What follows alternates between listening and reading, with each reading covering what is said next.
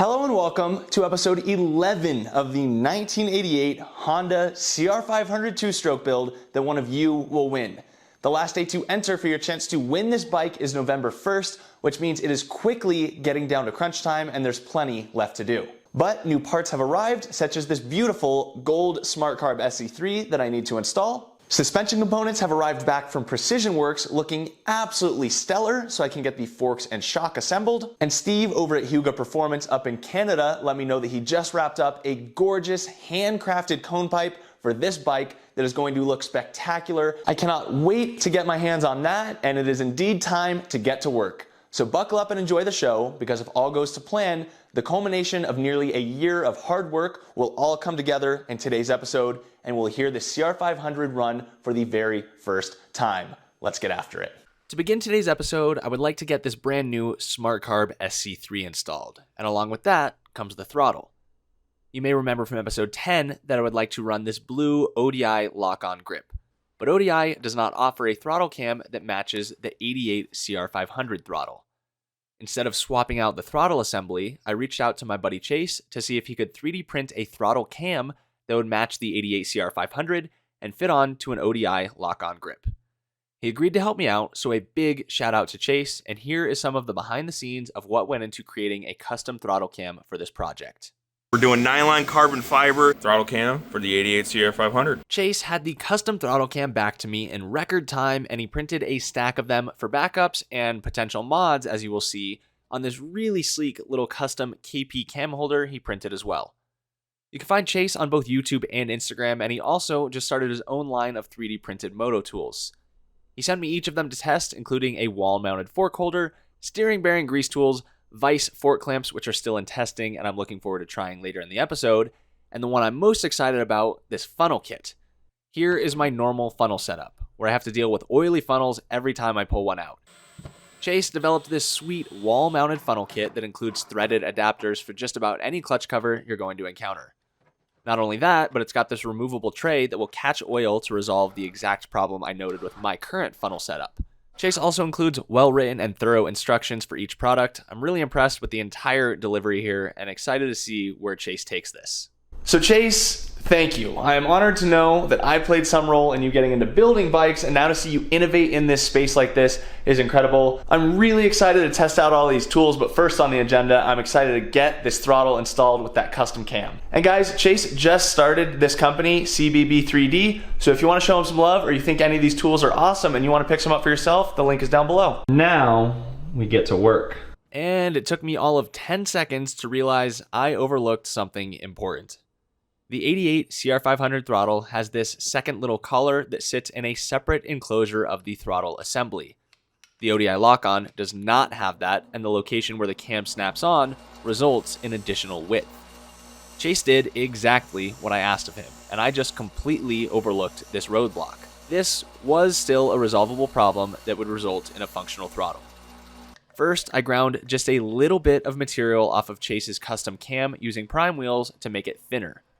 I was careful to make sure I didn't remove too much material, especially from where the cable mounts, as it still needs to be strong and reliable. Next, by mounting my rotary tool in my vise, I carefully ground a small amount of material from the ODI throttle tube itself, as I just needed the whole assembly to be a little bit more narrow. After that little bit of customization, the throttle moved freely in the assembly, and I still feel it is plenty reliable.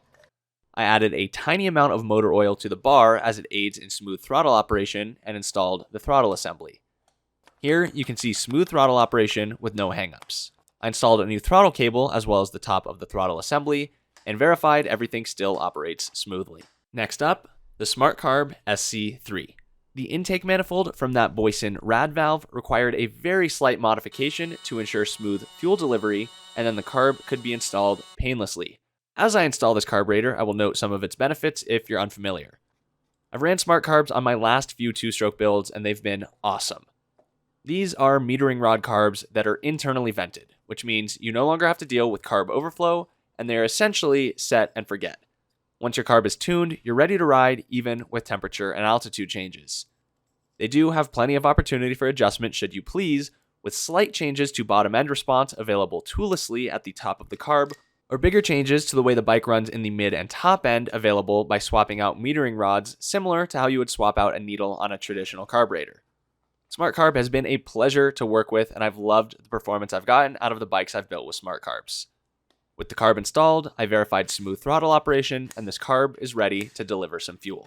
Now this throttle is a perfect example of why a build like this takes so long compared to many of the other builds I've done. Something that should be simple and straightforward like a throttle installation ends up taking a couple more steps. Chase 3D printed those throttle cams perfectly, but I just didn't account for that subtle difference in the throttle design. While the goal was to be able to use those throttle cams to bolt on any ODI lock-on without any modifications, the slight modification that I had to do to this will be reliable, and we have a functional throttle. Along with that, I've spent way too much time trying to figure out foot peg springs that will work. As it turns out, I actually had a set of springs. I don't know what they came off of, but with a slight modification, we've got functional foot pegs as well. And while there's a number of things I could choose to work on next, I'd like to get some forks on this bike. And here's a look at what I sent to the guys over at Precision Works and what I got back.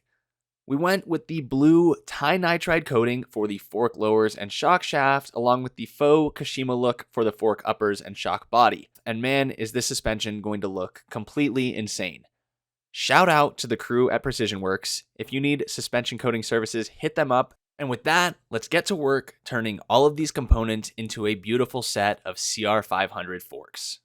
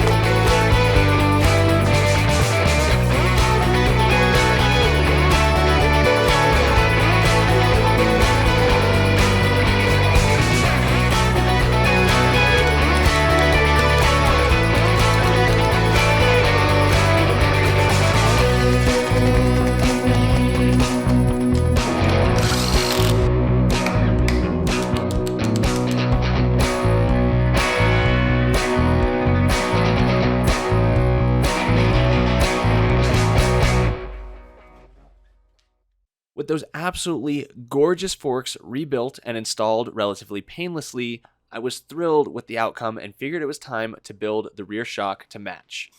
As I pulled out the shock components to be reused, I realized I had overlooked the fact that the rebound adjuster was not only bent, but completely seized. Using a bit of heat, I got it to budge, but it wasn't enough. I let it soak in my spicy orange sauce, which is some PB Blaster, and really thought I was beginning to get somewhere until this happened.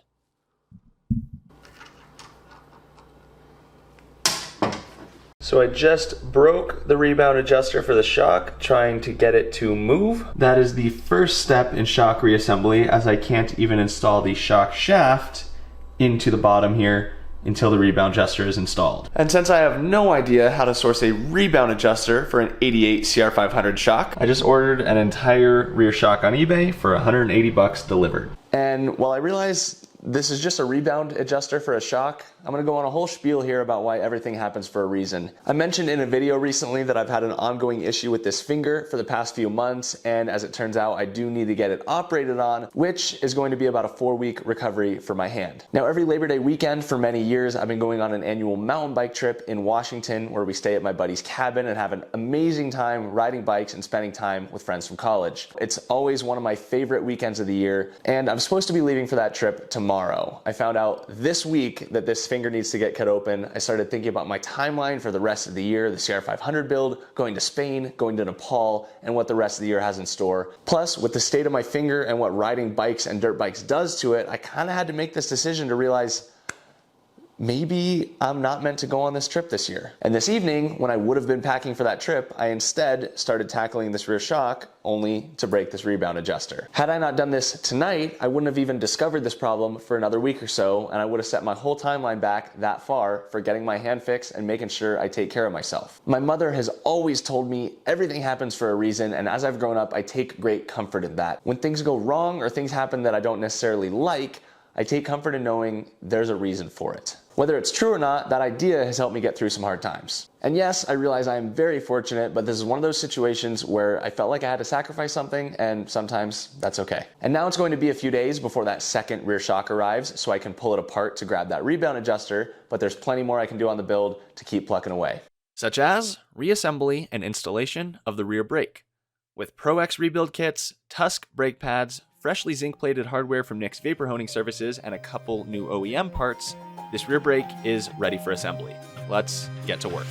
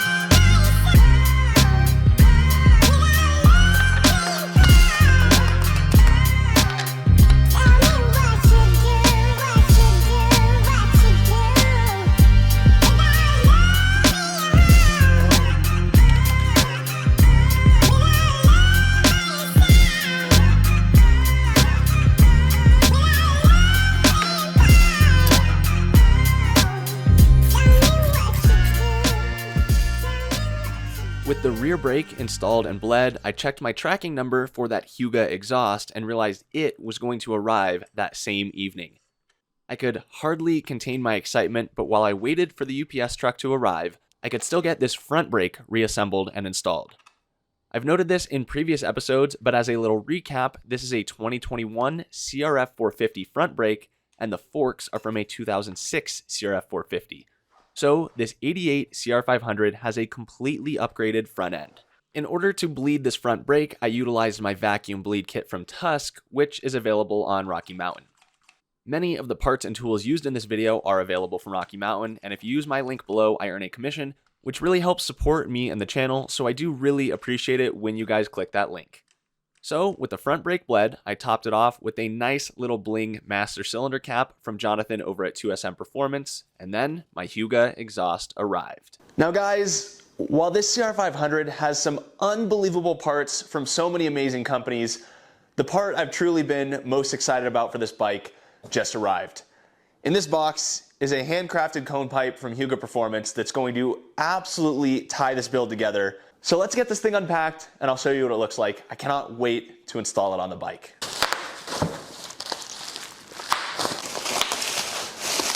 Oh my gosh.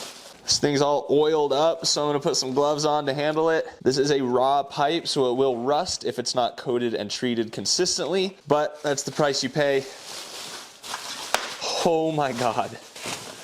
For a pipe this gorgeous, no way.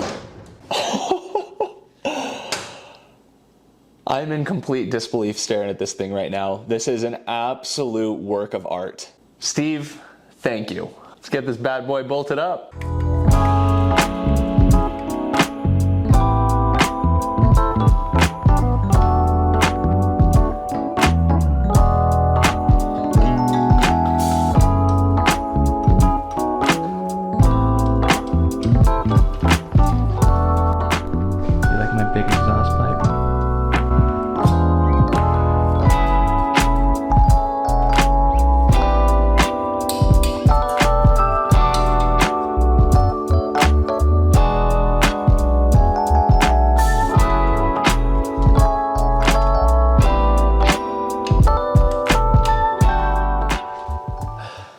This thing was a pile of garbage.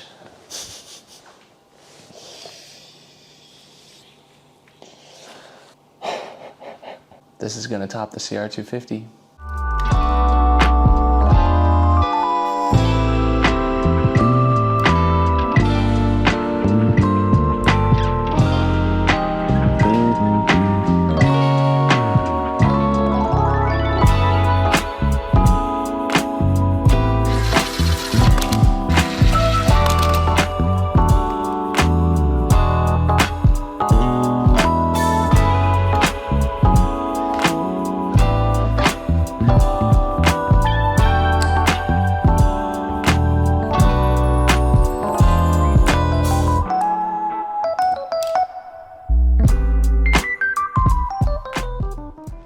And now as I stand here and stare at this work of art in the making, I realize that while I still do not have a rear shock is not necessary to start a dirt bike for the first time. So with the exciting prospect of actually hearing this bike run looming in front of me, I installed the last few necessary items to get the bike started. I prefer to start bikes for the first time with the chain installed, as it provides a little resistance on the countershaft sprocket and won't let that thing spin a million miles an hour. It also enables the ability to stall the bike should something go very wrong, although turning idle down is generally a good solution there too. I'm running a gold XL chain, which ties in nicely with the rims, smart carb, and fathead racing cylinder head, and while the chain will need to be properly tensioned with the shock installed, I adjusted those titanium axle adjusters from Tusk to get it close. The airbox does still need to be refinished and it would have to come off anyway to install the shock, so I just decided not to deal with it for now as it's not necessary to get the bike started. I instead just installed the subframe, rear fender, and the new Pro Circuit silencer. Shout out to James for aiding in silencer mounting tips as I had it incorrect at first. Finally, the bike technically doesn't need an air filter, but it is certainly preferred, so I temporarily rigged up the air boot and filter, which I've not yet oiled, but that is fine for firing this thing up in a clean environment. I popped off the custom Fathead Racing fuel cap, added some two-stroke gas, and then turned on the petcock to allow fuel to flow into that Smart Carb SC3 for the very first time. It's not done yet, but it's close, and it is ready enough to find out if it runs. Here goes nothing.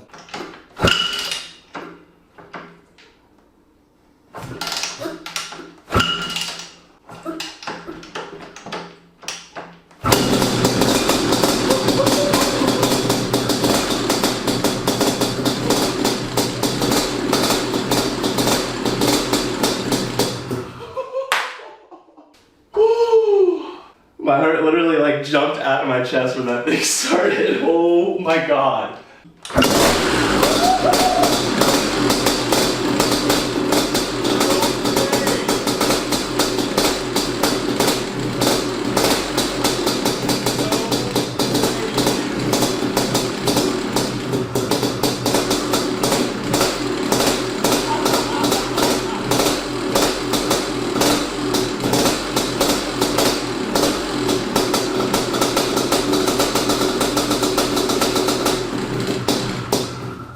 Dude, that is so ridiculous. It is just such violent power. Like, you can feel this thing.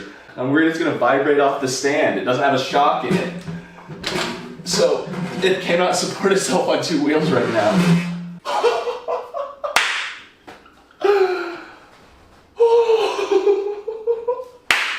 Guys, it is hard to describe the feeling of firing up a bike for the first time that you have never heard run, especially when it's a bike that was in the state of this one. Brought back from the grave. No, it's not done yet. We'll wrap this thing up in episode 12, but I am so thrilled how painlessly this thing fired up. It sounds amazing. My garage smells so good right now. This video is going live on my 29th birthday, and I could not ask for a better birthday present than hearing this 500 run for the first time, and I cannot wait to actually wrap it up and get to rip this thing up and down the block, maybe get it on some dirt one time before someone wins it. Once again, you can get entered for your chance to win this CR500 over on my website, which helps make these builds and these videos possible. Thank you all for the continued support. Thank you for 200,000 subscribers, and I'll see you with the next episode when we finally wrap this bike build up.